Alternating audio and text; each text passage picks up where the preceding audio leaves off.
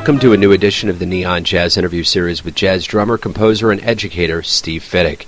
We caught up with him in early 2020 to talk about his latest CD, Battle Lines, during this new COVID-19 world of no live jazz. He is well known for his versatility and musical approach, earning national and international acclaim as an artist, author, composer, and columnist. Enjoy. Thanks for taking a minute out, man. I appreciate it. No, of course, Joe. Yeah, no, thanks for the opportunity to talk about the music. And then speaking of Battle Lines, I mean, it's coming out at a very surreal, strange time on the planet for COVID-19. I mean, people are going to have probably more of an opportunity to listen to it, but they may not be able to, you're not going to be able to back it up with live music. What is this bittersweet that's released during this time on the planet? In a way, it is, but it's reflective of the times. As you mentioned, it's somewhat dumb luck on my part in terms of scheduling the session and doing this recording. Of course, I didn't have a crystal ball where I can look and say, wow, this is, in a few months we're all going to be locked down, so this would be an opportunity to put out some music to hopefully lift some spirits for folks that are really struggling with, lost wages and no work and, a myriad of issues. But it was just this creative energy. I was working some gigs at Smalls in December, a weekend worth of gigs with Walt Weiskopf's quartet, and was just so inspired from that weekend with his quartet that I felt the need to get in the studio and record my music. This is the third solo release of mine, the third in 6 years. So I had a body of original music that I wrote and a few standards that I arranged, and spoke to my friend Peter Zach, who was on that date, and kind of prodded him a little bit about what studios he likes to play in, and record in. Because this is the first release that I used a pianist on. So I went to him first and asked, are there certain studios in town that you really like? And he gave me a list of a few, and so I contacted Tom Tedesco at Tedesco Recording, and we did it on January 15th. We went in 1 6-hour session and recorded the 11 tunes on Battle Lines. I hope people that hear it can feel the different moods on there, and can hopefully relate a little bit to their own experience in life as we all struggle with this pandemic and the riots and everything that's happening in our world right now. So talk to me about your beginnings, where you were born and raised, and how jazz became your life. I was born and raised in a small town in northeastern Pennsylvania, just south of Scranton, and very blue-collar upbringing. Stay-at-home mom, 3 other siblings. My father worked at a factory, worked at Tops Chewing Gum in Duryea, Pennsylvania, so he was a tool and die maker, so he would make parts for different machinery that would cut the baseball cards and wrap the ring pops and the bazooka bubble gum. So he worked at a factory, but he was also a tenor saxophonist, and he played on weekends. When I was very, very young, he was working 5-6 nights a week with his group. So he would have musicians over the house quite frequently, and they would rehearse in our basement.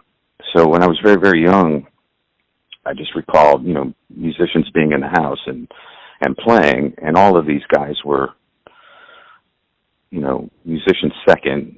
They had day jobs first, but when they got together, they enjoyed one another's company so much, and they just were having such a good time that I think that experience, being around older musicians at such a young age and just seeing how happy they were just being together and trying to figure out tunes, because they weren't schooled musicians, like in terms of institutional schooling. They could barely really read notation at all, musical notation. They would just put the record on, listen to it, and try to figure out their own parts, and then play together. And they worked. They worked weddings anniversary parties and club dates and things like that.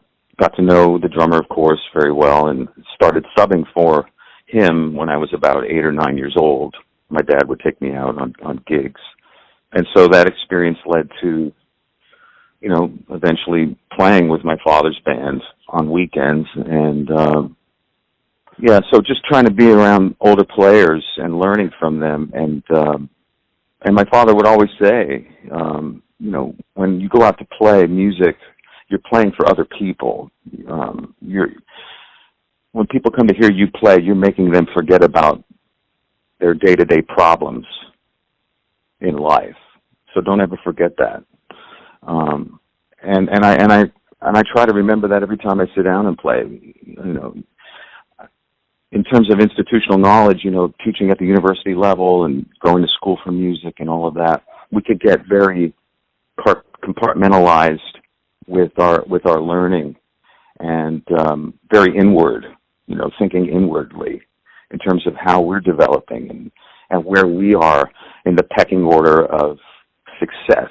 But, at the end of the day, you're trying to keep the people dancing and you're trying to keep the people happy when they come out to hear your band perform and make them forget about all the issues that they're having. That's why they're there.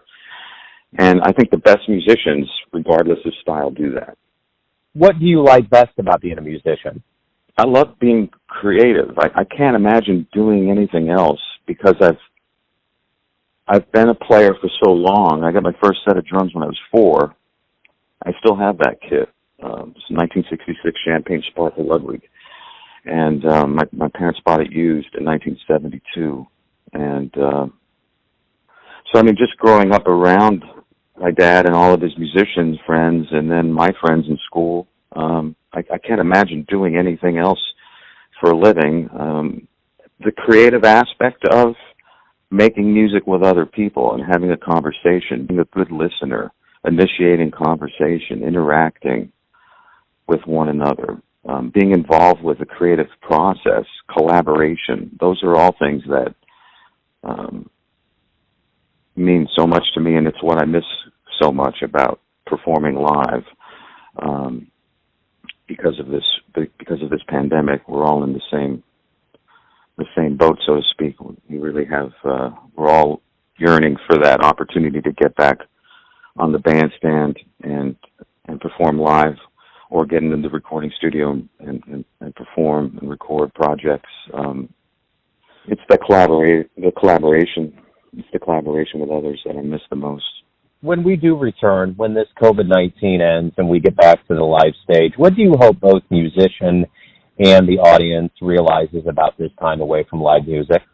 I hope that both the musician and audience members appreciate it on a deeper level and don't take it for granted. I think most musicians are resourceful people, and we're just running from gig to gig or teaching opportunity, just rehearsal, just always on the go. And the living in the moment aspect of being a musician sometimes is fleeting.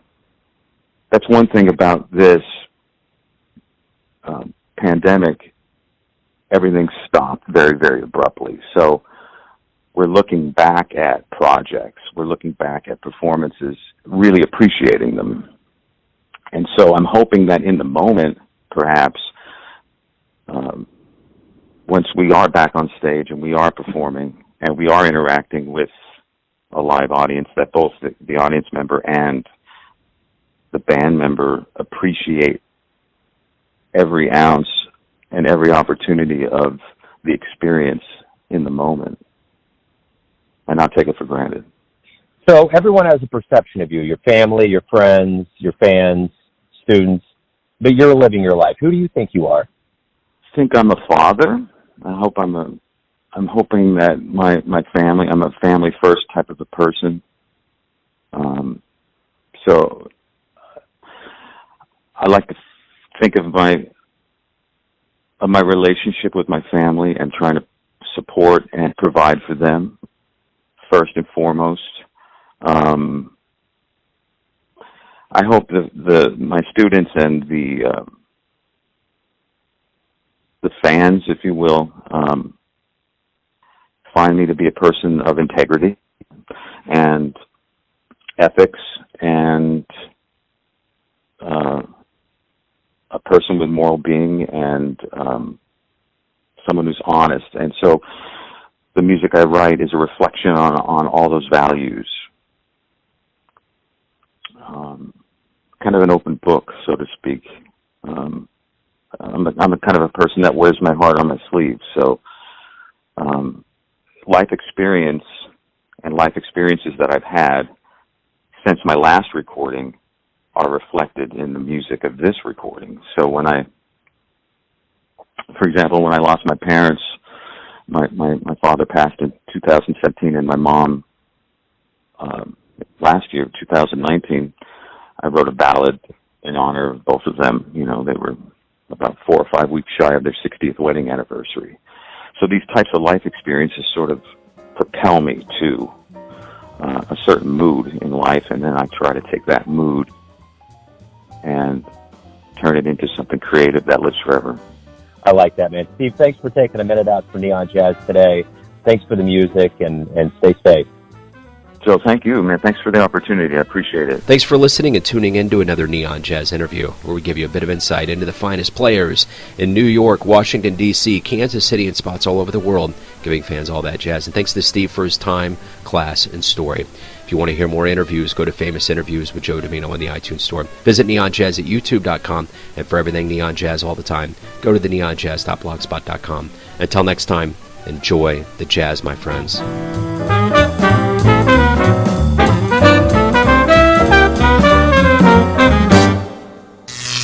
Neon Jazz.